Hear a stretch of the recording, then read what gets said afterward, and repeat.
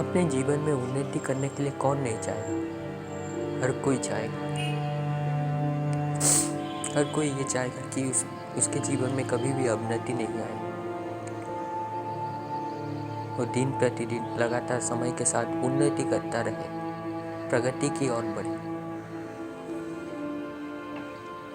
इसीलिए हमें सदा ही इम्प्रूव करना चाहिए अपनी चीज़ों में, अपने कार्यशैली में, अपने जीवन यापन में, सब में सुधार लाना चाहिए। सही दृष्टिकोण से सुधार लाना चाहिए, गलत सुधार नहीं।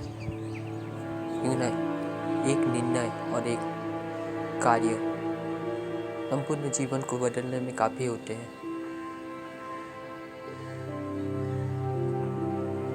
किसी को इम्प्रेस करने के लिए कार्य मत करो, इम्प्रूव करो, इम्प्रेस नहीं। लगातार इम्प्रूव करते रहो। क्यों ना हम परफेक्ट नहीं, हम पूर्ण नहीं। और एक अपूर्ण का सबसे परम लक्ष्य है पूर्ण हो जाना। और हम पूर्ण तभी हो सकते हैं जब हमारा मिलन पूर्ण से हो जाए। और पूर्ण एक ही है, वो है परमात्मा, सर्वेश्वर, जो सभी दृष्टिकोण से उत्तम है, सर्वोत्तम है, सर्वश्रेष्ठ है। चाहे वो ज्ञान हो, शरीर हो, चिंतन हो, मनन हो, पूर्ण भी है और शुद्ध भी है।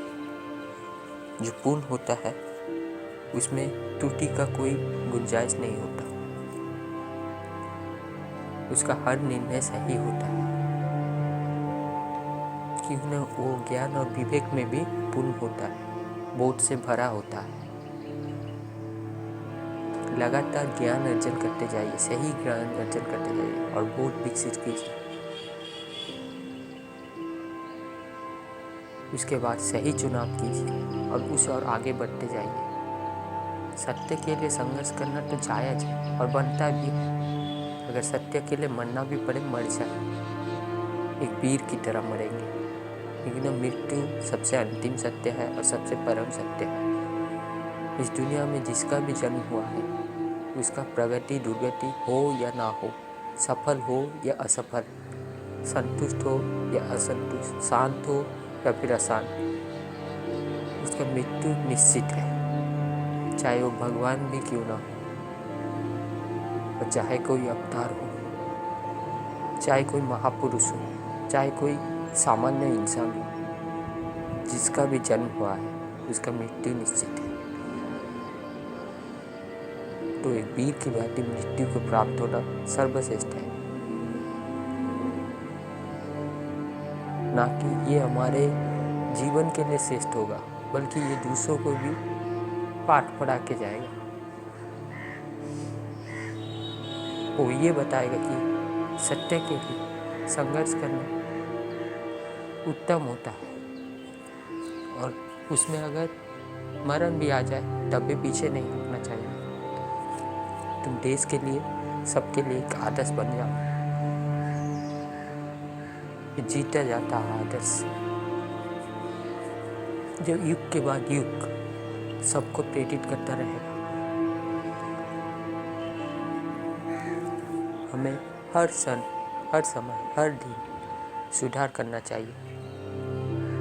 हमारा प्रगति का रेट कभी भी कमना नहीं चाहिए। हाँ, इसमें अगर समय के अनुसार कुछ ऐसी स्थिति आ जाए तो आप रुक सकते हैं, परंतु ये सदा के लिए रुक नहीं जाना चाहिए।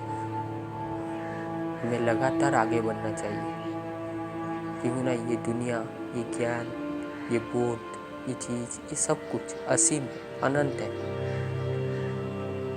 हम जितना भी पढ़ते जाएंगे वो कम पड़ जाएगा। इसीलिए इसमें मग्न होकर इंटरेस्ट के साथ पढ़ते रहिए। और हाँ, सही चीज़ के पीछे, गलत चीज़ों के पीछे नहीं। आध्यात्मिक विद्या अनंत है, वही मायावी विद्या यानी जी ये मटेरियल नॉलेज अनंत नहीं, इसका सीमा होता है।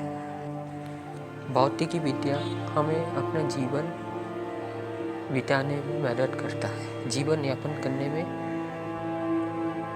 एक साधन बनता है, एक कंफर्टेबल, एक अच्छा जीवन जीने में सहायक बनता है। वहीं आध्यात्मिक विद्या हमें स्वतंत्रता देती है, हमें शांत करती है, हमें वास्तविक ज्ञान देती है। हम हर समय आनंद में रहते हैं और ज्ञान विद्या वही श्रेष्ठ है जो आपको मुक्त करे, जो आपको बंधन में नहीं डाले। किसी को इम्प्रेस करना ये शो ऑफ है, इसको पढ़ाई नहीं कहते, इसको अच्छा जीवन नहीं कहते। अच्छा जीवन वो होता है जो चाहे कोई देखे या ना देखे, मैं अपना चरित्र, अपनी विद्या, सब कुछ उत्तम करूँगा। किसी को दिखाने हेतु नहीं, अपने कर्तव्य समझकर, अपने धर्म समझकर उसको पूर्णतः समर्पित करूँगा। एक वास्तविक मनुष्य वो होता है जो कभी इम्प्रेस के लिए नहीं, जो इम्प्रूव करता रहता है। अगर उसका कार्य दुनिया में विख्यात हो जाए तो हो जाए, परंतु वो उसके लिए कार्य नहीं करता, वो कार्य के लिए कार्य करता है। कर्म को धर्म मानकर कर्तव्य करता है, निष्काम कर्म करता है, सत्यनिष्ठ होकर कर्म करता है। वो किसी से आशा नहीं रखता, ना ही कभी किसी फेलियर के बाद हताश निराश हो जाता है। वो आनंद के साथ अपना कर्तव्य को निभाते जाता है। जिस समय हमारी प्रगति रुक जाती है, चाहे वो किसी भी आयाम में हो, जीवन की किसी भी परिदृश्य में हो, मान लीजिएगा वो हमारे लिए वास्तविक मृत्यु होती है। लेकिन प्रगति से मृत्यु के उपरांत ही नहीं हो सकती। मृत्यु के उपरांत कुछ जीवन नहीं रहता। और अगर आपको जीवन रहते रहते ही ऐसा दिन आ जाए, ऐसी स्थिति आ जाए, तो फिर आप मृत्यु कहलाने के योग्य हो गए। मैं सही कह रहा हूँ ना दोस्तों? कभी देखा है सूर्य कभी किसी को इम्प्रेस करता है? नहीं। सूर्य को चाहे कोई कितना भी कह दे, और सूर्य को समय का ग्रहण भी सहना पड़ता है। क्या वास्तव में सूर्य को ग्रहण लगता है? नहीं। ठीक उसी प्रकार दोस्तों, जो श्रेष्ठ मनुष्य होते हैं उनको भी इस दुनिया के मूर्ख दुष्ट लोगों का कथन सहना पड़ता है। वो उनके अनुसार कुछ उनके नाम को कलंकित करना चाहते हैं, लेकिन वास्तव में जो श्रेष्ठ होते हैं, जो सत्यनिष्ठ होते हैं, उनके कार्यों में कोई कलंक ही नहीं होता। जैसे सूर्य अपना कार्य करता रहता है बिना किसी से आशा किए और बिना किसी दूसरे की बात को ध्यान देते हुए। उसका काम है दुनिया को रोशनी देना, ऊर्जा पहुंचाना। वो ऊर्जा देता रहता है, समय के साथ अपना कार्य करता रहता है, किसी से आशा नहीं रखता। ठीक इसी प्रकार दोस्तों, हमें भी अपना कर्तव्य करना चाहिए। इस दुनिया में सूर्य की तरह ज्ञान का प्रकाश लाओ और चंद्रमा की तरह अंधेरा में आस का किरण बन जाओ, अंधेरा में चमको। धन्यवाद।